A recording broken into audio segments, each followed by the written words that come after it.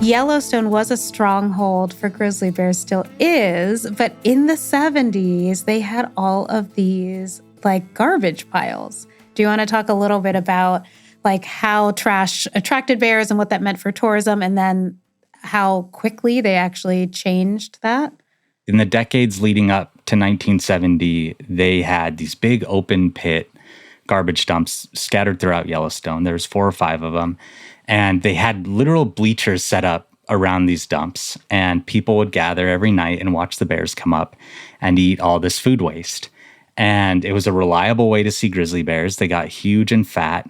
They were very happy bears where they didn't really have to compete, and they just kind of sat there, and they weren't very wild anymore. I mean, these were essentially just, garbage dump bears. And that continued for a while. And the park kind of started realizing they were having a lot of conflicts every year with bears. They were having about 50 incidents every year of people being bitten or injured by bears, which was a lot. And they thought, we need to do something about this. So they slowly were kind of starting to make changes, planning to close dumps.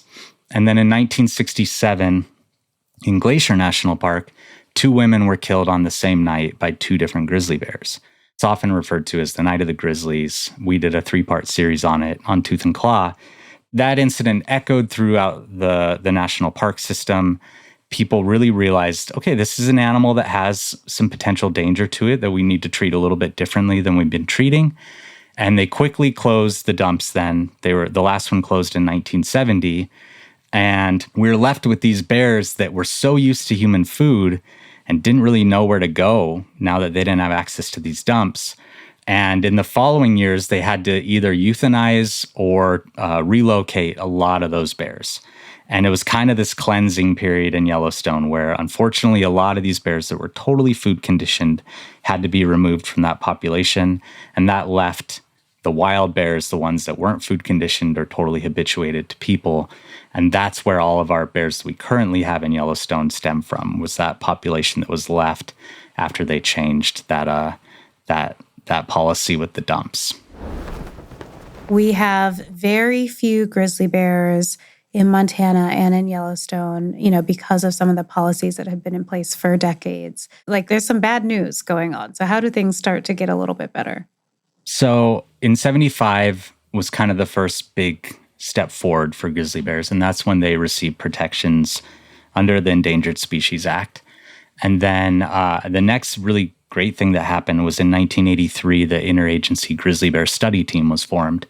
And that consisted of people in the National Park Service and USGS, U.S. Fish and Wildlife Service, that essentially decided they were going to combine this, amazing pool of knowledge to figure out how to properly conserve this animal and give them the kind of things they need to spread across the West in ways that they used to. So they had 6 kind of recovery zones that they outlined, the greater Yellowstone ecosystem being one of them. And I was lucky enough to work when I was in Yellowstone under Kerry Gunther, who is like the guy when it comes to Yellowstone grizzly bears.